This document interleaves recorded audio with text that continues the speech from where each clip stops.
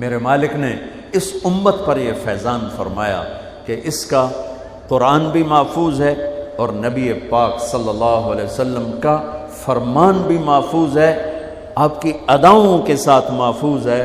میں ایک آپ کو مثال دیتا ہوں، اگر ہمارے نبی پاک صلی اللہ تعالی علیہ وسلم کے چلنے کا انداز کیا تھا، اگر ہمیں یہ معلوم نہ ہوتا تو کیا فرق تھا؟ کوئی جنت جہنم کا مسئلہ تو نہیں ہے نا، لیکن میں قربان جاؤں ان صحابہ پر اور ان کے شاگردوں پر، ان کے اگلے شاگردوں پر، یہاں تک کہ جنہوں نے میرے نبی کی چال بھی ہم تک پہنچائی۔ میں آپ کو ترجمہ بتا دے، یمشی تکفیا ویقارب الخطا، آپ تھوڑا کندھے جھکا کے چلتے تھے اور پاؤں چھوٹے رکھتے تھے، کھلا پاؤں نہیں، ایسے نہیں، قریب، پاؤں چھوٹا، کندھے جھکے ہوئے، گردن آگے تھوڑی، اور چال میں تیزی، اتنی تیزی تھی کہ صحابہ کو ساتھ دوڑنا پڑتا تھا۔ آپ چونکہ آپ کے نیچے زمین سکڑتی تھی، تو آپ ایسے چلتے تھے اور وہ پیچھے بھاگتے تھے۔ آپ کے دیکھنے کا ہمیں انداز معلوم نہ ہو تو کیا فرق ہے، لیکن میں قربان جاؤں جو کہہ رہے ہیں جل نظرہ الملاحظ، اب یوں دیکھتے تھے، یوں ایسے نہیں دیکھتے تھے حیا کی وجہ سے، بلکہ یوں دیکھتے۔ کبھی کبھی ایسے ہوتا تو پھر ایسی تجلیات اور آنکھوں سے نور نکلتا کہ سارے صحابہ یوں ہو جاتے۔ صرف 2 آدمی آپ کو دیکھ سکتے تھے، صرف 2، ایک ابو بکر اور ایک عمر، بس۔ یضحکان الیہ ویضحک الیہما، دونوں آپ کو دیکھ کے مسکراتے اور اپن کو دیکھ کے مسکراتے، باقی کوئی آپ کو آنکھوں میں آنکھیں ڈال کے دیکھ نہیں سکتا تھا، جنہیں آپ کی نظر شرم و حیا ایسے تھے۔ کوئی آپ کو ادھر سے بلاتا، مفتی حامد صاحب مجھے کہیں مولوی صاحب تو میں اتنا ہی کروں گا، اس تو میرے کول بھی نہیں ہمت، مولانا ارشاد صاحب کہیں جناب مولانا صاحب، اتنی میری طاقت ہے۔ لیکن جب میرے نبی کو دائیں سے کوئی بلاتا تھا یا رسول اللہ، تو اب یوں نہیں کرتے، اب یوں کرتے تھے، پورا مڑتے تھے اس کی طرف، پورا سینہ سے سینہ ملاتے تھے۔ ادھر سے کسی نے کہا یا رسول اللہ، تو اب یوں نہیں کرتے، اب یوں کرتے تھے پورا۔ میں قربان جاؤں، اس موبائل نے کتنی بد اخلاقی پھیلائی ہے کہ ایک آدمی بات کر رہا، وہ موبائل دیکھ رہا،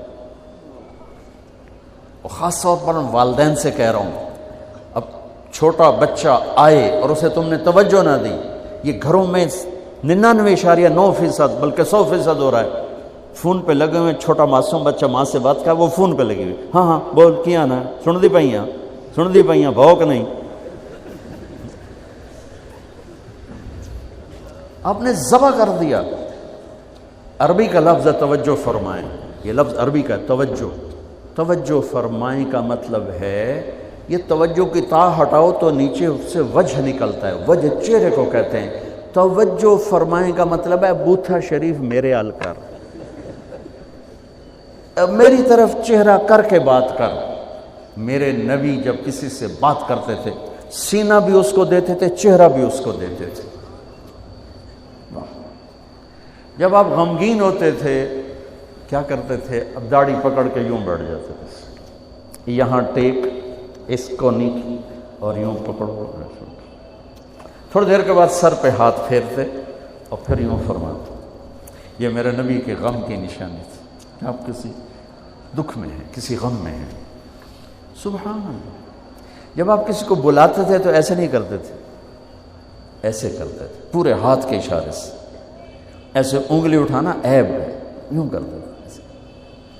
جب آپ محفل میں بیٹھتے تھے تو چوکڑی مار کے بیٹھتے تھے، اتحیات صرف نماز میں آپ کی ہے، باقی آپ چوکڑی مار کے بیٹھتے تھے، اور پوری محفل میں ٹانگ نہیں پھیلاتے تھے، چاہے کتنی لمبی مجلس ہو جائے ٹانگ نہیں پھیلاتے تھے کبھی بھی۔ عزت دیتے تھے، سامعین جالسین کو احترام دیتے تھے، عزت دیتے تھے، اور دوران گفتگو آپ یوں کرتے رہتے تھے، یوں۔ یہ آپ کی بے ساختہ حرکت تھی، یہ ہتھیلی، یہ انگوٹھا، یہ ہر آدمی میں نا کوئی اس کی جسم کی غیر ارادی حرکت ہوتی ہے. جیسے میں اپنے انگوٹھے کو یوں یوں کرتا رہتا ہوں، یہ میری بچپن کی عادت ہے، مجھے پتہ بھی نہیں ہوتا میں انگوٹھا ایسے کر رہا ہوتا ہوں. تو میرے نبی کی بغیر ارادے کے ہاتھوں کی حرکت تھی. آپ دوران گفتگو یوں فرمایا کرتے، یا آپ کو اوپر کر کے دکھا رہا ہوں، ورنہ آپ یہاں ہاتھ ہوتے تھے اور آپ یوں یوں فرماتے رہے. واہ کیا صحابہ تھے، جو ہر شے ہم تک پہنچا. سبحان اللہ. جب آپ غصے میں ہوتے تھے تو ہماری طرح کوئی وہ اظہار تو ہوتا نہیں تھا، پھٹ پڑے وہ بھی نہیں ہے، ڈانٹ ڈپٹ وہ بھی نہیں ہے. اس کو برداشت کیا ہے، اس کا رد عمل آیا ہے چہرے پر. کیا یہاں ایک رگ تھی جو غصے میں ابھر آتی تھی، وہ ایسے ایسے ایسے ایسے ایسے کرتے، بینہما عرق یدرہ الغضب، تو اس سے اندازہ ہوتا تھا غصے میں. کسی پر اظہار ناراضگی ہے تو ہم تو لان تان کرتے ہیں. آپ کیا کرتے تھے؟ ادھر سے ابو ہریرہ آ رہے ہیں، آپ ان پہ ناراض ہیں اور ان کو بتانا بھی چاہتے ہیں، اور یہ ناراضگی ان کی کسی تربیتی پہلو کی وجہ سے ہے. من تصر لنفسہ لا یغضب لنفسہ ومن تصر لہا. ساری زندگی اپنی وجہ سے نہ کسی پہ ناراض ہوئے نہ کسی کی ڈانٹ ڈپٹ کی. تو جب ادھر سے آ رہا ہے نا ابو ہریرہ اور آپ ان کو اظہار ناراضگی فرمانا چاہتے ہیں تو یوں دیکھا اور ساتھ ہی یوں ہو جاتے تھے. بس ادھر سے انس آ رہے ہیں، آپ ان پہ ناراض ہیں، دیکھتے ہی آپ یوں ہو جاتے تھے. بس یہ اتنا تھا میرے نبی کی ناراضگی کا اظہار کہ آپ لگتا ہے ناراض ہیں.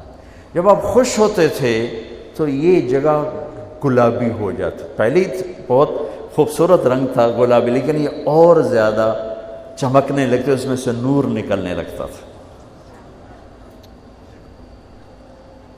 اتنی چھوٹی چھوٹی بات، میرے نبی کی کوئی بات چھوٹی نہیں ہے، لیکن جیسے فرض اور ہے، فرض کفایہ اور ہے، واجب اور ہے، سنت موقدہ سنت، یہ ساری ایسے ہی.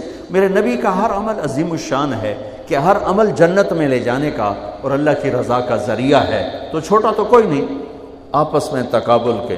یہ میں وہ چیزیں آپ کو بتا رہا ہوں جن کا جنت اور جہنم سے تعلق نہیں، عشق سے تعلق، محبت سے تعلق. ہماری جماعت گئی حافظ آباد، وہاں میں وکلا میں بیان کر رہا تھا. علاقے کے ایک بہت بڑے ذمہ دار آئے ہوئے تھے. کسی کام تو انہوں نے دیکھا تو ساری عدالتیں خالی.